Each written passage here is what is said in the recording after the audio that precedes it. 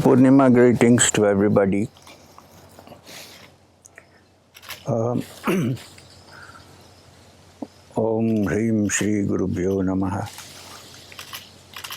This is a special day every year when we invoke the presence of Shri Guru Babaji, Manaswarnath Babaji.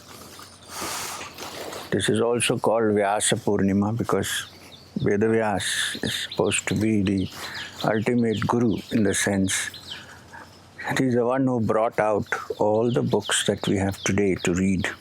So it's also called Vyasa Purnima. When a teacher sits on a special seat, well, this is also a special seat. It's called a Vyasa Pitha. So, since he is on the Vyasa Pitha, he is not supposed to say a single word which is not true. This is a very special thing about Gurupurnima. In a way, I'm very sorry that everybody cannot come here for the Gurupurnima as usual. Partly relieved that I'm left alone after many years. So there are two aspects to the same. Selfishly, I'm happy, but when I look at the number of people who come for Gurupurnima, that they cannot reach here, I feel sad for them and happy for them. They'll be very happy. In fact, morning onwards, I've been getting messages saying, oh, how we wish we are here and things like that. I've spent Gurupurnima many years ago, 40 years ago, 50 years ago in the Himalayas, 50 years ago, only with me and Babaji, nobody else. So once again, we are repeating it after many years now. I'm alone. On one hand, I'm happy. One hand, I'm unhappy. So life is like that. You're happy, unhappy. Two things always faces, so we have to move forward. Okay. Now, Gurupurnima is actually celebrated as a commemoration and a kind of paying your respects to the Supreme Teacher. Now, the Supreme Teacher, of course, is Parabrahman himself, the Supreme Being. So, therefore, the Guru Mantra, Brahmanandam, Paramasugadam, Kevalam, Jnanamurtim, all the descriptions given in this mantra apply to the Supreme Being. Brahmanandam, the Ananda of Brahman. Paramasugadam, Kevalam, only one that is. We like to think we are many, but there is only one. And what is that? Kevalam Jnanamurtim. Only one who is the symbol or the deity of understanding, of jnana, of wisdom. Not knowledge, wisdom. Don't commit the mistake of saying jnana is knowledge. Jnana is wisdom. Knowledge is gathering information. If you want knowledge, then we have God Google with us all the time. But if you want wisdom, not available on the computer. So, Jnanamurtim, Dvandvatitam, there is no duality there, there is only one.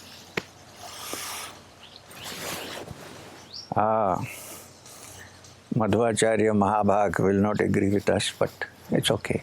He's a great man. There's only one. And Dvandvatitam Gagana Sadarsham is as open and as wide as the sky that we see. Tattvamasyati Lakshyam. So, and it is actually that which is realized when we know that we are not different from that, when all distractions and all limitations are broken off. Not otherwise. With all your limitations, you are not that. You can't say Tattvamasi. That, when everything is broken off, then you realize that you are not different from that. So there is no duality. There are no many. There is only one. Ekam. So next is there is only one. Whatever gods and goddesses you worship in temples, whatever gods and goddesses you worship as human beings or as animals, all of them are actually manifestations of Ekam, that Supreme Being. And that Supreme Being is Sarvati Sakshi Bhutam. It is a witness of everything. When you say Bhutam, don't get worried. It's not Bhut. Bhutam means this whole world. Beings here. Sarvati Sakshi Bhutam. One who is the conscious witness of everything that happens. We are also conscious witnesses of everything, not everything, some things.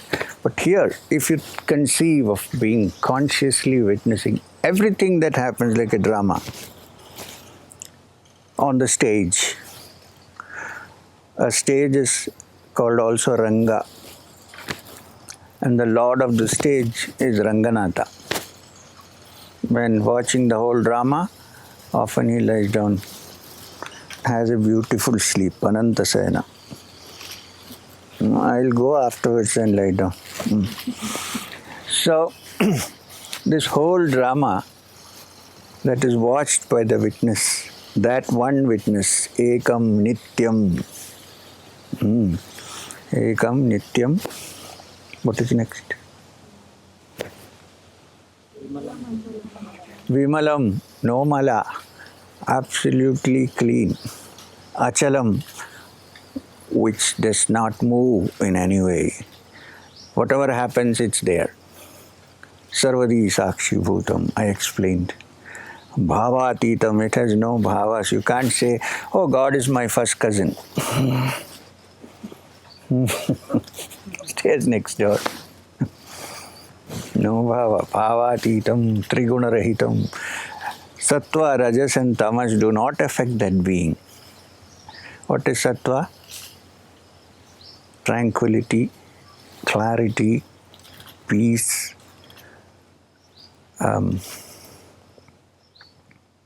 absolutely settled, goodness and purity. This is called Sattva. Sattva. Rajas is activity.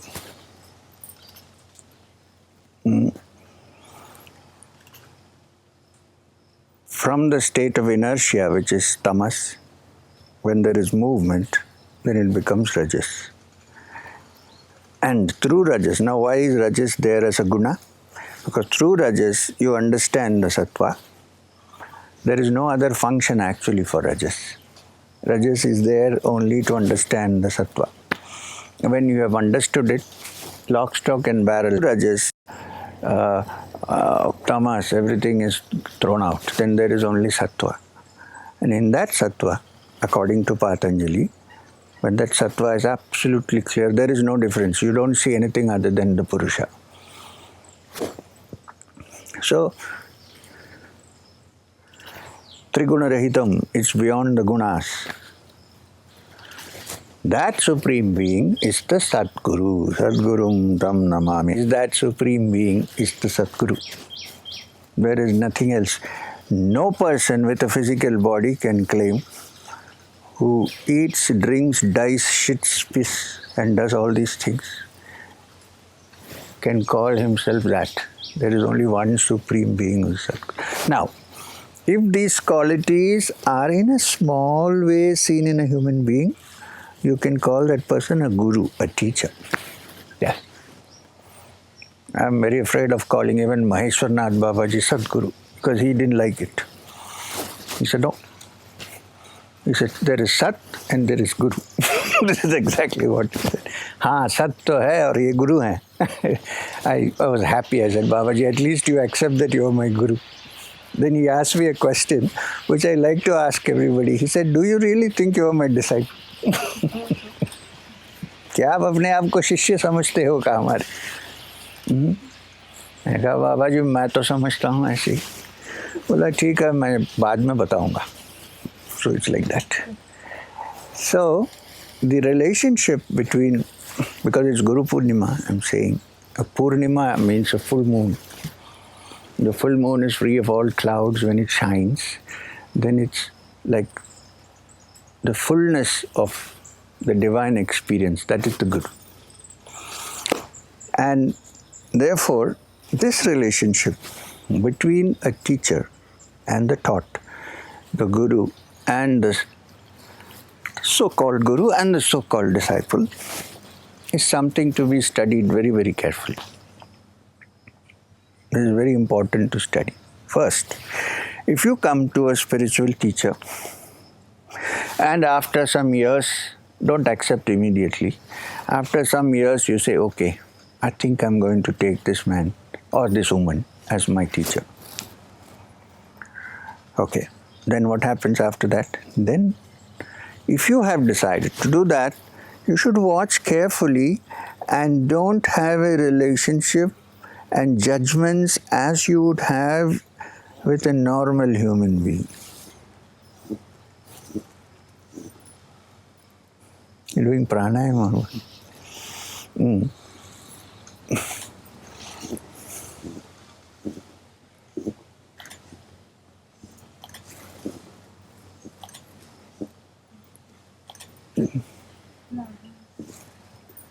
It's a good day, Gurupurnima. So, what did I say just now? It will be clear to people on the internet that there are people sitting here. What did I say? Not to stand on judgment. You can stand on judgment, but when you judge, you must consider also the fact that this is not a silhouette, a two-dimensional or a three-dimensional silhouette. But this is in this silhouette, is it silhouette or silhouette or whatever? In this is covered multi-dimensions. Therefore, the relationship between each student and the teacher is individual. Something very important to understand, otherwise you run into trouble. It's very individual.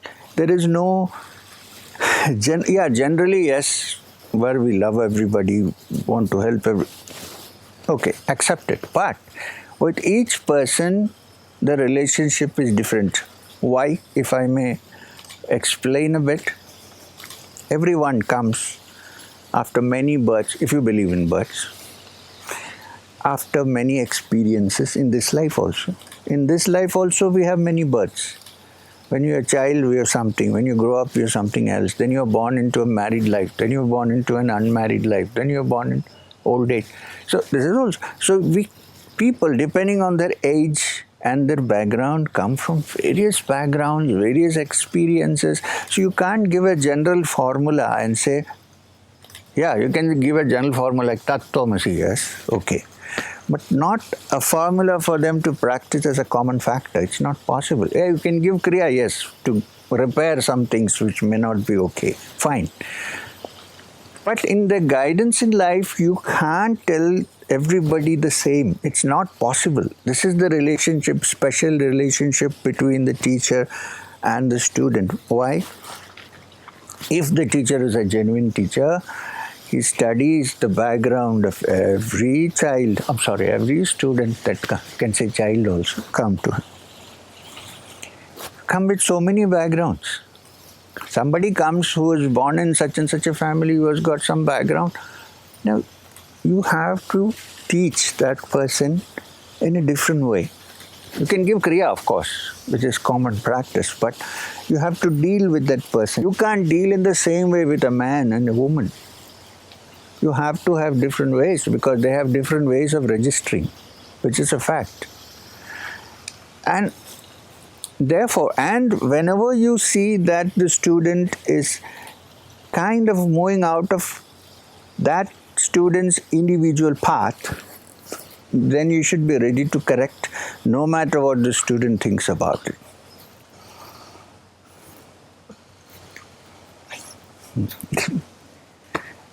Came to listen to the Satsang. So, this is something to be noted. So, therefore, when you come across, when other people come across a teacher, they make sure that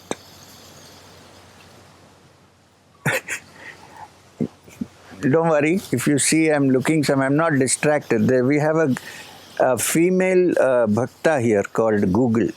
She moves around. She's a dog, and she's scratching and doing all kinds of things. That's okay. So what did I say? I have this attention deficiency syndrome. What did I say? So each person has to be dealt with in a different way. There are some people who have what you call the dasya bhava. They're ready to do anything. They want to be servants. They want, that person, if you go and catch that person's legs and put it on your head, that person will probably die of a heart attack. You can't deal with that person that way. You have to allow that person to live in that form. There are others who think, oh, we are equal to you. I know everything, but such people you have to deal in such a way till they begin to understand that they have not understood anything. So there are different ways of dealing with students. Some come with a scriptural background. Now when such people come, you need to go approach them through a scriptural understanding. So now you see this. Therefore, a teacher who should be capable of dealing with students should have had a wide exposure to various things. And if also he remembers or she remembers her past birth, then many of the situations you come will be connected with the past, so you know how to deal with that situation. Important. Now I'm sitting here actually to understand the truth. As the Upanishad says, anything that takes you to the truth is the only knowledge that is worth it. Any other knowledge which does not directly lead you to the truth is lower knowledge. Apara vidya. So, yes, that's true. You don't need to study any scriptures to find the truth. There are people just live in a village knowing nothing, and they know, they don't become teachers or anything, they know, and they happily live and they pass away. That's their job. That's their role in this world. So why is it that this man sitting here has gone through all the scriptures, world religions, Indian system of thought? Because Babaji made sure that I knew everything he said. Different kinds of people will come to you with different backgrounds. If you don't know what they are doing or what they know, you cannot relate with them. So I said, Babaji, if I can't relate with them, I don't care. If they can't relate with me, they'll go home. I'll be happy. So look, I am preparing you for a role that you need to go through it. Okay. So, because of that, this M sitting here to go through all these studies. Actually, they are not required. But why do teachers say, Adi Shankara said, that if you need to have a qualified teacher, one who can teach you to the truth, he said two things are required. One, of course, paramount, is that he has pratyaksha anubhava of the truth. He has touched the truth. So that's not enough. He said one more, what is that? He should be thorough knowledge of the scriptures. So you say, wait, do you have to know the absolute truth? Do you need to know all the scriptures? Now you have to watch. When he put the qualifications, he put this way. First he said pratyaksha anubhava. One who has full understanding of the truth personally. Now, if one has a personal and complete understanding of the truth, if he doesn't want to teach, if he doesn't want to become a teacher or give the knowledge to others, then there is no need for him to have scriptural knowledge. But if you want to, then it is better to have scriptural knowledge. One thing. Second is, when you read the scriptures, including the Yoga Shastras and Vedanta and so on, it's a kind of milestone in your path. You know where you're going. Before you know any of these things, if you start practicing straight away, many people do that. They jump into the practice without getting any background. Where are you going? So what happens, if they have a slightly different experience, they may begin to believe that it is the supreme experience. This is the problem. I have a small little peaceful experience one day, and I think this is the be-all and end-all. I have reached the highest samadhi and I am in the supreme consciousness. If you know, if you have knowledge of the scriptures, then you will know what it qualifies to say that you have reached that supreme. Otherwise, any little thing you will, I have reached. When you read the scripture, you know, oh no, I have to go a long way. This is just the beginning. Two things. And scriptures are also written to give you a curriculum with which you can teach the student so that the student can understand better. So therefore, I'm not saying everybody should know Sanskrit. It's not that. Nowadays, translations are available. Everybody need not know Sanskrit. Well, if you know, it's a great advantage. I'm not saying that also. Because then you won't be misled by interpretations. And you won't be misled by people. We don't need all this. If you read, you will realize that you need. So, therefore, why I'm saying this is, now I'm here. I deal with different kinds of people. I go to a mutt. I used to go to the mutt in Udupi when Pejawar Mutt Swamiji was. He is no longer there. He's passed away. Nice man. He was a dualist, believing the philosophy of Madhva. But in his personal life, he was a simple man. I think there was something in him which was different, which was special. So I used to go to him. And why? Because Babaji said, wherever you see a sign of a genuine spiritual aspirant or someone who has walked the path, go. Sit with them, understand their point of view, respect them. He said, these are all different manifestations of knowledge in different ways. Don't judge. Don't say, oh, I am an Advaitin, I am a Vishishta Advaitin, oh, I am a Dvaitin. They may say so, but you don't have to say so. You go and see everything, you soak up everything, then you know how to deal with them. So, I must tell you this. Pejawar Mutt Swami once invited me to, in Bangalore they have an institute called Purna Prajna, somewhere in Jayanagar, I can't remember now. So many years ago. So I went. He said, address the students. I said, Swamiji, I don't know Kannada. How to address this? He said, okay. You speak in English. I will translate it. I said, really you can translate? Oh, you think I don't know how English? I said, oh, okay. So what should I speak on? He said, speak on Bhakti Yoga, 12th chapter of the Gita. So I went and all the students of Purna Prajna are sitting there. Aap boliye, he told me. Then he explained to the students who I was in a short while. And then he told me to speak. So I spoke. I wanted to speak in English. First I thought, let me talk in Sanskrit and surprise Swamiji. Then I thought, no, that is too much of an ego. So but then I thought, I'll talk in Hindi. Then I thought, no, I'll talk in English only. So I actually, I'm sorry, I wanted to see if Swamiji can translate for me. I did, back of my mind. So I spoke.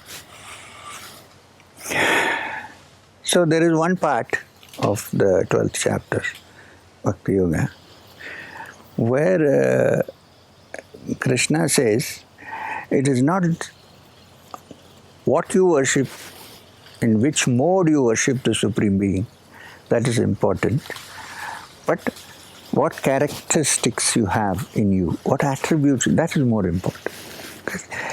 It is like Arjuna's question in that is, Gurupurnima is the right time to quote the Gita because that's the only place in Kurukshetra while teaching the Gita that Krishna assumes the form of Jagat Guru. Nowhere else. Otherwise he's chaoting around with the gopis or teaching them how to wage the war. So, the question Arjuna asks is, some say that those who worship the supreme formless Brahman are the greatest of yogis. Some say those who worship the supreme form, being in the form of a deity like you, sitting, they are the greatest of yogis. You tell me which is the best. Who is the greatest of yogis? So Krishna explains to him that that's also fine. Great rishis have looked at the supreme being as formless, intangible and so on. However, we human beings are those who are dependent on name and form. Nama and Rupa. And we are. We like our own forms, right? Otherwise, why do we dress it up and decorate it and have a bath? We like our form. So we are all creatures who are dependent on form and name. If I say Madhuri, then I know the form. If I look at the form of Lakshmi, I know money is... I know that who it is. What is her name? They're linked. The name and the form are linked. If I say Radha, you might get into confusion. So, you say Radha, you might think of Vrindavan and so on, but in different form. So, Nama and Rupa are interrelated. We all live with Nama and Rupa. For a human being who is oriented to form, Nama and Rupa, at least to our own form. I know of a case of a person who said that he said, I'm very spiritual, I don't believe in any idols. Okay. What do you keep in your puja room? Nothing, I just have a light. Then I go to his house for lunch. All the walls are full of Amitabh Bachchan in different, Amar, Akbar, Anthony, all kinds of things. I said, you just now said that you don't believe in idol worship. This is a matinee idol. And you have him everywhere. You may not do arati to him, but you worship him, right? We're all oriented, form and... So Krishna says, this is much easier than going to something which is, like the rishis said, intangible, parabrahman, bhavatitam, trigunarahitam, and so on. But he says, it doesn't matter what mode you use to worship. It doesn't matter what mode you use to worship. As long as you have certain characteristics in you, then you are already a great yogi. And one of them, of course, is compassion for other living creatures. Sarva bhuta hite rata. Sarvatra samabuddhaya, where you maintain tranquility in the midst of all circumstances. And samniyam indriya gramam, which complete control of your senses. Indriyas. If you have complete control of your indriyas, and if you can remain tranquil in the midst of all circumstances, and if you have compassion for all living beings, you're already a great yogi, says Krishna, no matter what mode of worship you do. So I explained that in my own way. And then Swamiji took over for translation. Then he said in Kannada, I can understand Kannada, I can't talk. He said, so Krishna said, it is always good to worship God with form. I said, Swamiji. I said, Swamiji. He said, no, it's like that only. I said, okay. Okay. So what I'm trying to do is, if I didn't know the philosophy of Dvaita, and the philosophy of Advaita, and the philosophy of the Gita, which actually can be called Vishishta Advaita, in a way, how would I know what is going on? I would have been totally perplexed. I would have thought, I'm saying one thing, he's saying something else. So, this is the reason why Babaji put me through this grind. Otherwise, I would have also been happy. I don't want to study anything. Who wants to study anything anyway? I think it's the greatest crime to put children in schools when they are small. They should be allowed to wander around. I did the mistake of building a school here. These children were wandering around with goats and enjoying themselves climbing trees. But in day-to-day life nowadays, you have to study to get a job and so on. So it's there. So, therefore, now there are few people sitting here. I am saying this also, and there are many people watching, perhaps live. What I want to tell them is, when I deal with you, please do not think that I deal with everybody in the same way. This is Gurupurnima, so I am telling you about how a guru should be. I may be dealing with each one in different ways. Some people may keep on bombarding me with messages I don't answer. Why? Because I don't want them to get caught up in this message business. Some may send one message in 10 years and I might reply long, elaborate. Not because I dislike or like somebody, but because I see the pattern in which it operates and I want to break that pattern first and make it clay, proper clay, so that it can later be molded in a different way. It's hardened, you can't do anything with it. You need to break it, there's no way out. So when I say these things, all I'm saying to say is don't get offended. If I count the bamboo leaves, don't get offended.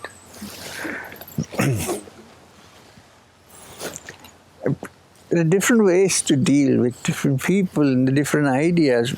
When you come here to me, unless you decide I'll stay here, I'll be here, but I don't want to do anything. I don't want you to build. That's okay. Not you. That's all right. I don't mind. But if you're really serious and you think I should get into this, then I might make strange statements sometimes. Sometimes after 2 years, I'll say bamboo is the best food for cows.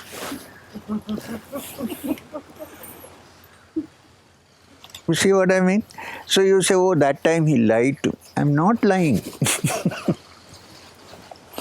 We have different ways of making people change. A lady went to a Hakim Sahib,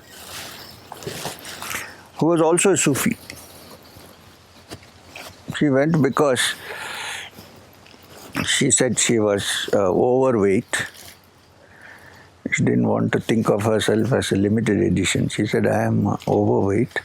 So she went to the Vaidya, who was also a Sufi, and told him, sir, I want to lose weight.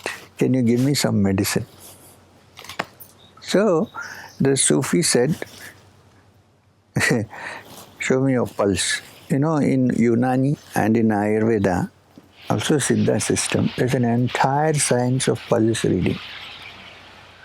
Do you know? Do you know pulses? I have an ancient book lying with me on all aspects of pulse reading here. So there Vaidya can look at your pulse, or a Hakim Sahib, who is a Unani, can touch your pulse and kind of roughly, not roughly, to a great accuracy judge what's wrong with you. What organs are not functioning, what's wrong. Maximum they might ask you to put your tongue out and look at the eyes and the pulse. So the Hakim Sahib took her pulse. Then he said, "ठीक है, घर जाओ." She said, "What? I came to ask you for advice how to lose weight. घर जाओ." क्यों? अरे तुम तो 1 महीने में मर जाओगे, अब क्या करना है? अगले पतले क्या करना है? खाओ, आराम करो. He said, "You will die in 1 month.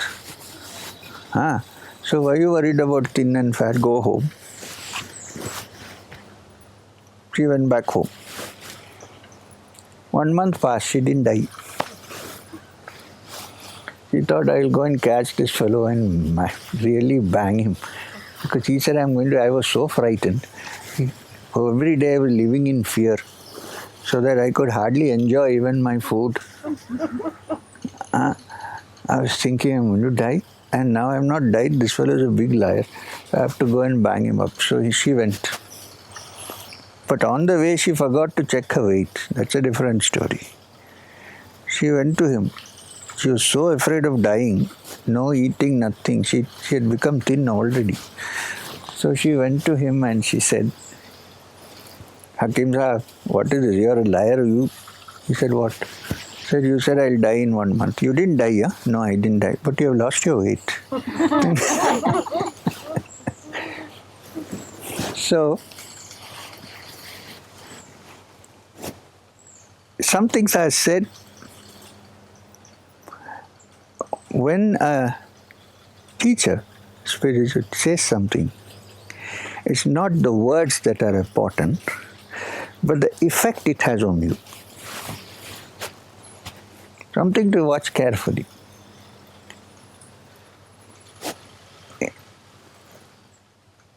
So, I'm just giving you some of the little things that go between a teacher and a student, so that you can understand where you are, which part of the journey you are in, which way you have to move.